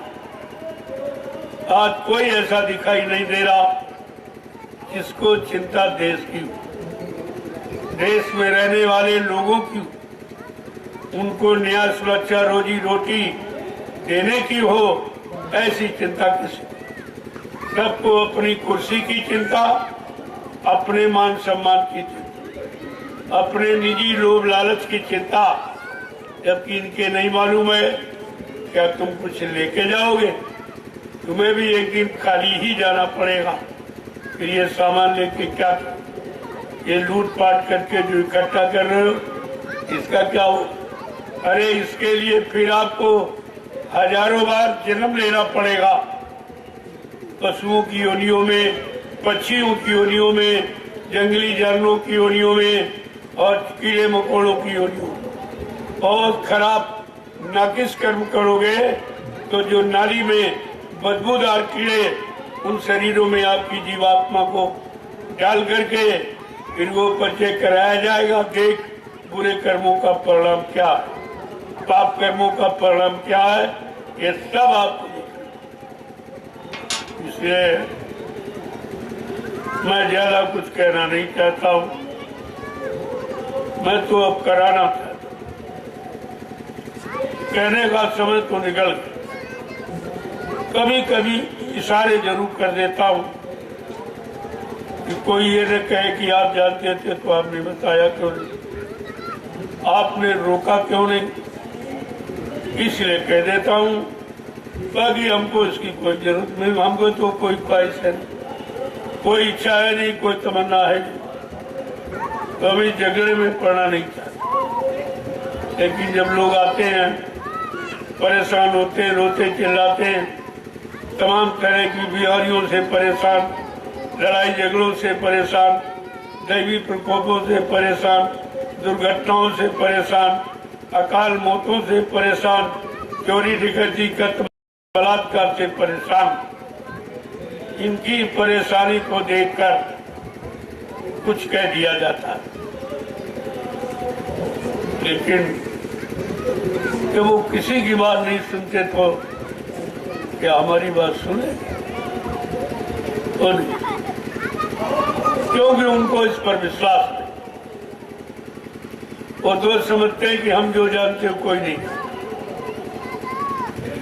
बात तो सही है, तुम जो जानते हो कोई नहीं जानता, जो तुम कर रहे हो उसकी सजा पाने के भी बात कोई तुम नहीं जानते कि तुमको इन कर्मों के बदले कौन सी सजा मिलेगी, ये भी तो तुम नहीं जानते।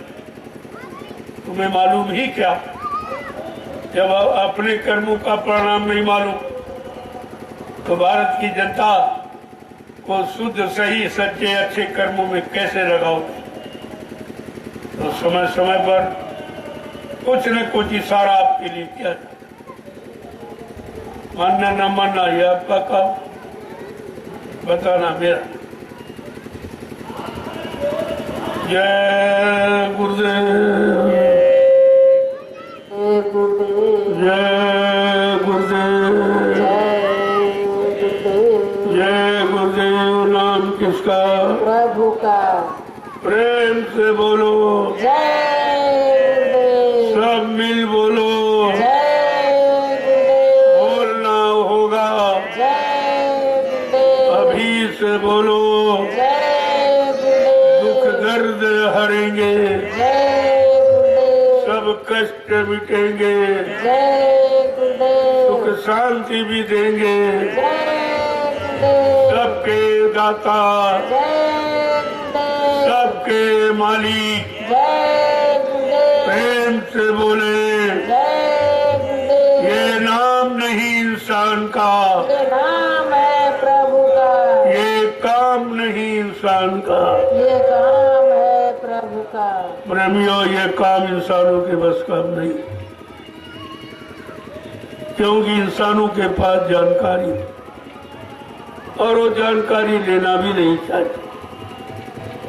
विनाशकारी विपरीत बुद्धि, जब जिनका विनाश होने को होता है उनकी बुद्धि विपरीत दिशा में कार्य करती। कितनी अच्छी सच्ची नेक भली बात बताओ तो उनकी समझ में नहीं आती, और आगे का समय बहुत खराब है। सबकी बुद्धि चकरा जाएगी, सब आपत्ति मुसीबत में फंस जाएंगे। अंततोगत्वा संतों की शरण में आपको आना ही पड़ेगा, दूसरा कोई रास्ता इनके पास नहीं। बाबा जी ने बहुत पहले कहा, जोर लगा ले अहले जमाने, तू कब तक जोर लगाएगा? जग में जय गुरुदेव का झंडा लहर लहर लहराएगा। इस बात को को हमेशा ध्यान में रखना चाहिए। ये सारे झंडे काले नीले पीले हरे लाल, एक ऐसा समय आ रहा ये सब झंडे फेंक कर लोग ये जय गुरुदेव प्रभु नाम झंडे के नीचे एक दिन सब आकर के सच्चे सुख शांति का अनुभव करेंगे। क्योंकि वो झंडे अपने निजी मान सम्मान के हैं और ये जय गुरुदेव ये प्रभु का झंडा, ये परमात्मा के नाम का झंडा, ये सबके हित का, सबके भलाई का, सबके कल्याण का। धीरे धीरे जब लोग समझने लगेंगे तो सब धीरे आ जाए। अभी तो भूमिका तैयार की जा रही। जैसे पेड़ को जब लगाया जाता कोई नहीं देखता, जब वो बड़ा हो जाता है छाया देने के काबिल, फल देने के काबिल, तो हर इंसान उसकी तलाश करता है। हर इंसान के अंदर चाहत कि थोड़ी देर बैठ के छाया में और इसके फल खा। लेकिन शुरू इसी तरह से ये जो युग परिवर्तन की भूमिका बन रही है, इसके बारे में भी कोई जानकारी लोगों की, सब अपनी अपनी बुद्धि दौड़ा रहे। मेरे पास सभी वर्ग के लोग आते, मैं उसके बारे में भी कुछ नहीं कहता। ये कह रहा हूं भाई मुझको अपने काम से फुर्सत नहीं है, जब फुर्सत हो जाएगी तो आपकी बात सुनूं। अभी तो हमको अपने काम से, अगर आप कुछ करना चाहते हो देश के प्रति, समाज के प्रति, देश समाज में रहने वाले इंसानों के प्रति कुछ हमदर्दी है तो आप मेरे साथ जुड़ जाइए और ये जन जागरण इसको पूरा, ये भारत की जनता इसको जगाओ। ये जब जब सो गई अज्ञानता में तब तब ये लूटी। जब पहले सोई तो हिंदुस्तान में 350 वर्ष मुसलमानों का राज, मुसलमानों ने तुम्हारे पर राज किया, तुमको गुलाम बना के रखा। जब फिर तुम सो गए तो मुट्ठी भर अंग्रेज आए थे, वो 250 वर्ष तुमको गुलाम बना के रखा। और फिर तुम ये 70 साल से सो रहे हो तो ये तुम्हारे लोग तुमको लूटे ले, तुम्हारे तुम पर अत्याचार कर रहे हैं। इनको चिंता जरा से भी नहीं है और वो लोग करें जिनके आगे पीछे कुछ भी नहीं है, जिनका जीवन समाज देश के लिए समर्पित होना चाहिए, आज वो भी मान सम्मान में फंसा हुआ। कब झूठ बोलता है, ना तो दिन झूठ बोलता। सच्चाई का नामो निशान किसी के अंदर नहीं है। उतनी देर कहेंगे जितनी देर उनको कोई अधिकार नहीं मिलेगा। अधिकार मिल जाने के बाद वो भूत सब पर सवार हो जाएगा, स्वार्थ पट्टा का, कोई इनको चैन से रहने नहीं। इसीलिए तो महापुरुषों ने कहा, कौन ऐसा है जिस स्वार्थ रूपी भूत से बच जाए, सब पर सवार हो जाता और सबको परास्त कर देता, लेकिन समझने नहीं देता। इसलिए ये समय से जानकारी आपको दी जाए, कोई लोभ लालच की इच्छा से नहीं, केवल जागरण की इच्छा, चिताने जगाने होश में लाने की इच्छा। जय गुरुदेव। जो लोग सेवा करके थक चुके हो या उधर उधर बैठ गए हैं, आप आके प्रसाद देना। तो सेवा कर रहे हो, धीरे धीरे सेवा करते हुए आएंगे। और बेचारे बैठे, इनको ये नहीं मालूम इतनी देर से बैठे, अब तक 10 डलिया डाल लेते, 10 माला तुम्हारी स्वीकार हो जाती। इससे बड़ा लाभ कहाँ मिलेगा? लेकिन ये भी सब अज्ञानी, इनको भी कुछ नहीं पता। ऐसे चले जाते यहाँ बैठे फालतू समय खराब कर, और वो समय सेवा में लगा लेते, कुछ लाभ बढ़ के मिल जाए। आप जो प्रेमी कर रहे हैं वो धीरे धीरे करते हुए प्रसाद लेने आए। और बाकी जो बैठे हैं या जो कल जाने वाले सुबह, ये बार बार आप नहीं आओगे, अभी आप प्रसाद ले लीजिए और दर्शन प्रसन्न करें। सुबह नहीं किसी, मेरे पास कुछ काम है, मैं भी कुछ अपना कार्य करता हूँ यहाँ, तो मैं 11 बजे तक तो मिला नहीं सकता था बिल्कुल। इसके बाद स्नान करना है तब, यानी फिर आपसे मुलाकात नहीं हो पाई।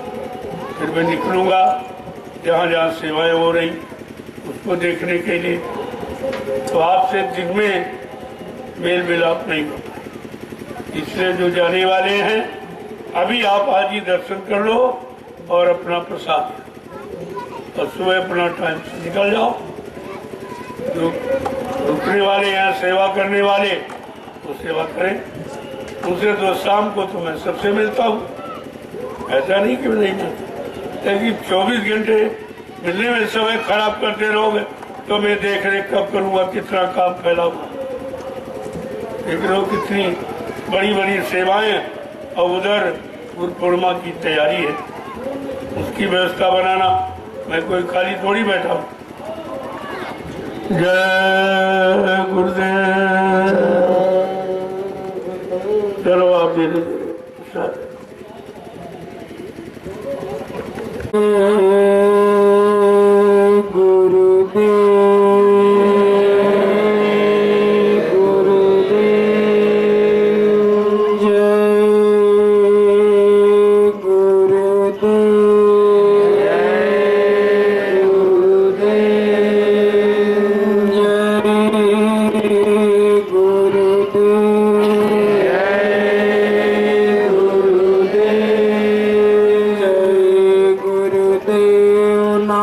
किसका प्रभु का।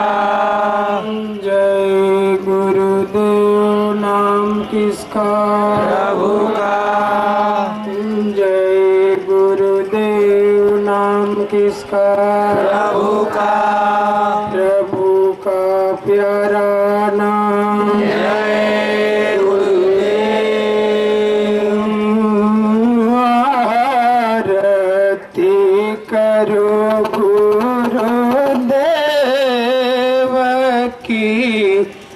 जीन भेद बतायो। आरती करो गुरुदेव की जीन भेद बतायो। चरण कमल की छाह में जीन सुरति बिठायो। चरण कमल की छाह में जीन सुरति बिठायो। आरती करूं गुरुदेव की जीन भेद बतायो। आरती करो गुरुदेव की जीन भेद बतायो। चरण कमल की छाह में जीन सुरति बिठायो। चरण कमल की छाह में जीन सुरति बिठायो। जन्म जन्म के पाप को जीन दूर हटायो।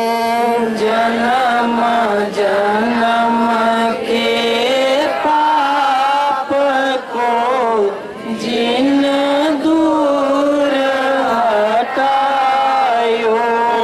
मोसम पतित पुनित करी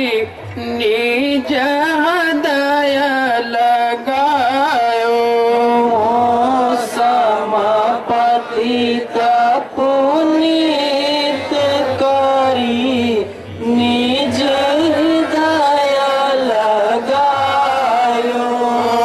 दीन दयालु दया करी दियो शब्द जहाजा।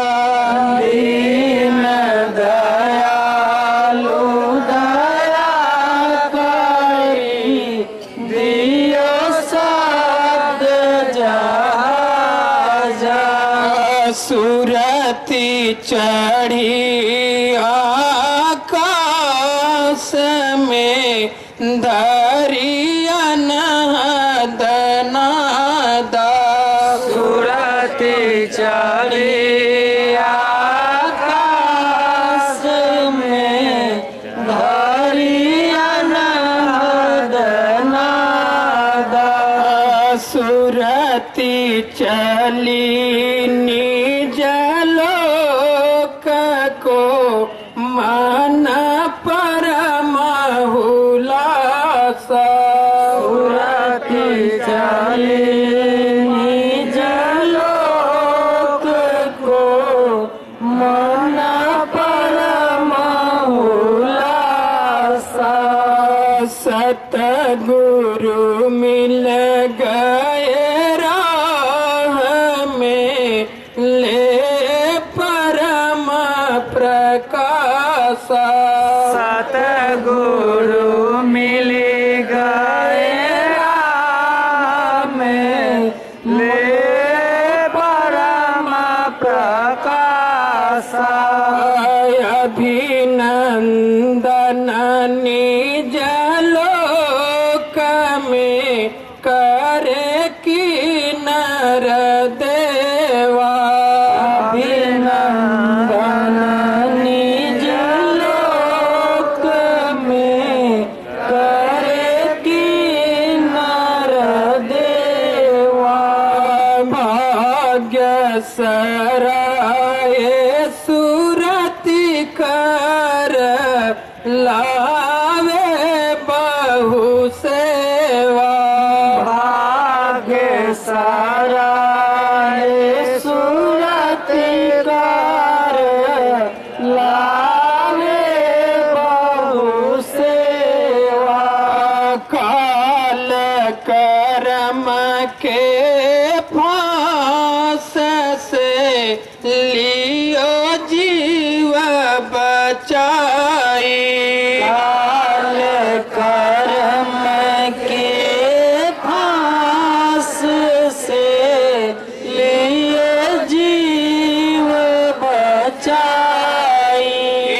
सतगुरु स्वामी दया करी निज घर पहुँचाई।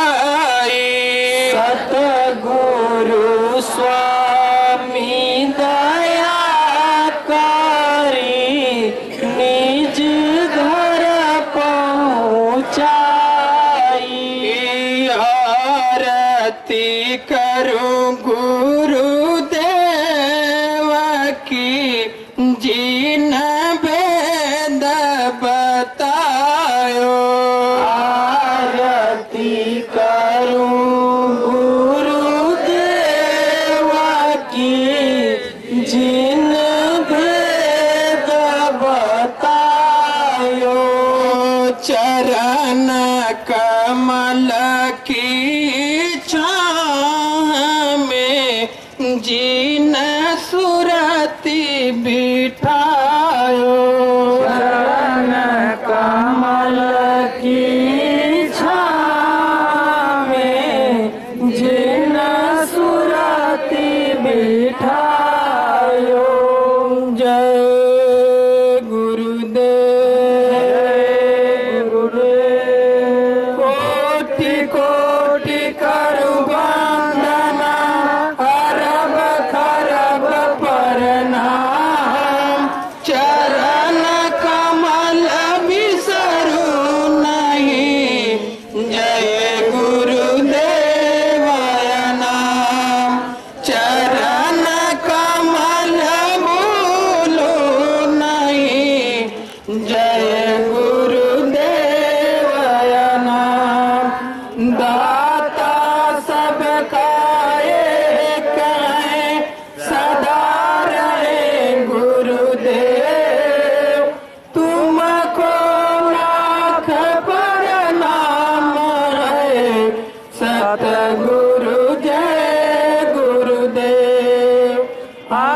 तुमको लाख प्रणाम है सतगुरु जय गुरुदेव जय